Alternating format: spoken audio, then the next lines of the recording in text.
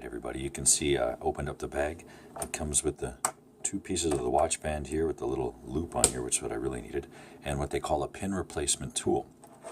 Now this pin replacement tool fits into this little hole here on the Fenix 3. This little deal here. There we go. And you can see the head here.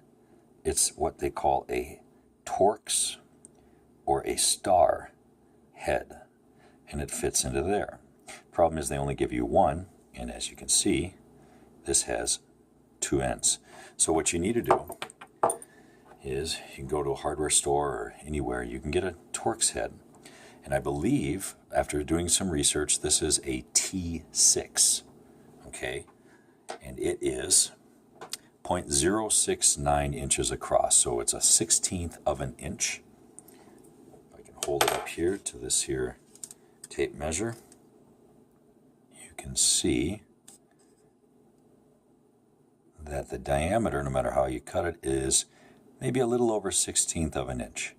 And what that means for you metric guys is it's 1.58 millimeters long.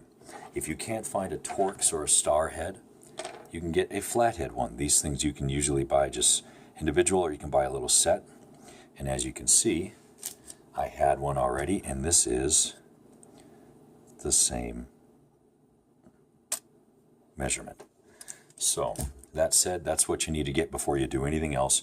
Make sure you have two tools, because if you're only having one, it will not work. You need to have two. So when you order a replacement band, make sure you get two tools, or if you have one of these things handy, you can get one. Get to the actual removal of this beast. You can see I have it's a 1/16 inch or a 1.58 millimeter flathead screwdriver here, because I don't have another Torx one. Now, as you can see, you put it in there, and you can see it turns that. And that's what you want.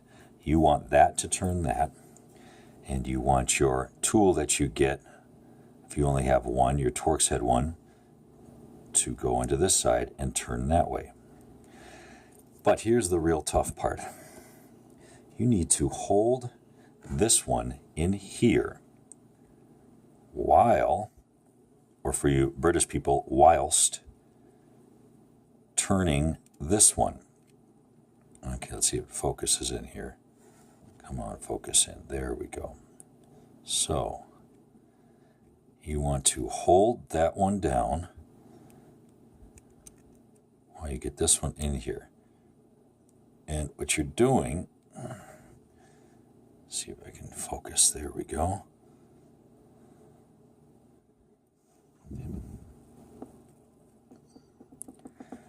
There we go. And what you're doing is you're turning this tiny little thing here out. So this tiny little screw comes out. Now, if you can see how I'm holding this here, I'm gripping this like this.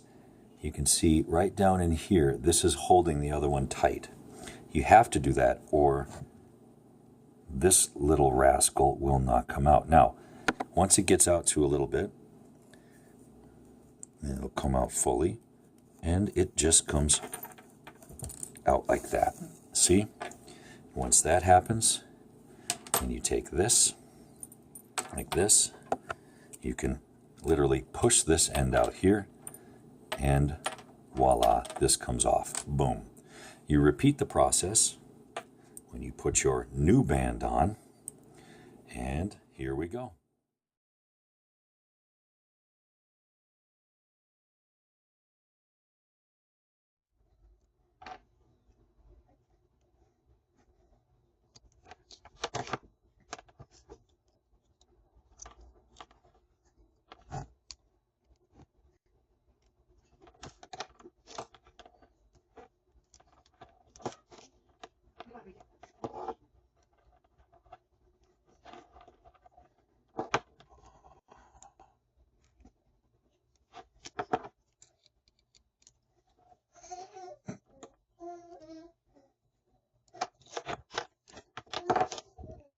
All right, all done. I would say the biggest challenges are holding this one while using the tool.